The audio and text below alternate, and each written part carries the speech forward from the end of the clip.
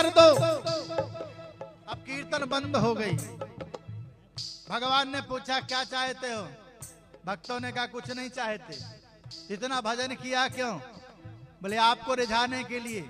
भगवान बोले मैं रीझ गया, मांगो क्या चाहिए? भक्तों ने कहा कुछ नहीं चाहिए। बिना मांगे सब कुछ मिल रहा है। जब मांगने वाला ही हमारे बंधन में है, हमारे बस में है, हमारे बसीभूत है, हम क्या मांगेंगे? विचार करो।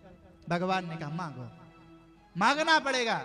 भक्तों ने कहा प्रभु हमें कुछ नहीं चाहिए। अच्छा एक बात बताओ, सही सही बताना, सही सही बताना। यहां सभी लोग बैठे हैं, देश विदेश के सभी लोग यहां बैठे हुए हैं, है ना? बैठे हुए हैं ना? अच्छा आपको भगवान मिल जाए तो क्या मांगोगे? क्या मांगेंगे?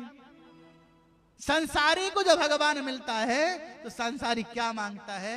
हमारे बहू आ जाए, या बहू की लड़का हो जाए, या दुकान चल जाए, या नौकरी लग जाए, या बढ़िया हमारा नाम हो जाए, या हम इलेक्शन में विधायक बन जाए, फिर विधायक बन जाए तो मंत्री बन जाए, और मंत्री में अगर पूर्ति नहीं हुई तो महाराज मुख्यमंत्री बन जाए, है ना?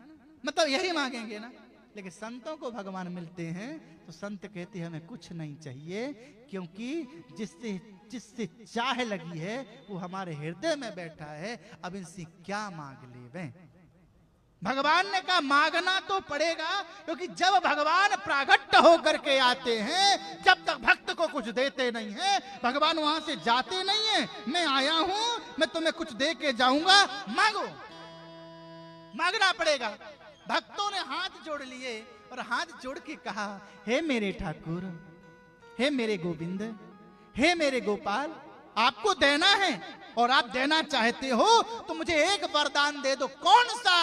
जहां जहां ऐसा कीर्तन, जहां जहां ऐसा सत्संग, जहां जहां कथा वार्ता होवे, उस कथा में, उस वार्ता में, उस सत्संग में आप प्रागट्य हो जाना और भक्तों को ऐसे ही आशीर्वाद देते रहना। यही हमारी मन की कल्पना, यही मन की जिज्ञासा। मेरे गोविंद ने वरदान दे दिया कि जो मेरा कीर्तन करेगा, सुनेगा, कहेगा, कहलाएगा, उस कथा में, कीर्तन में, मध्य में प्रागट्य हो जाऊंगा, किसी न किसी रूप में आऊंगा और आशीर्वाद दे करके मैं चला जाऊंगा। यह परमात्मा की विशेषता, यह परमात्मा की कृपालुता।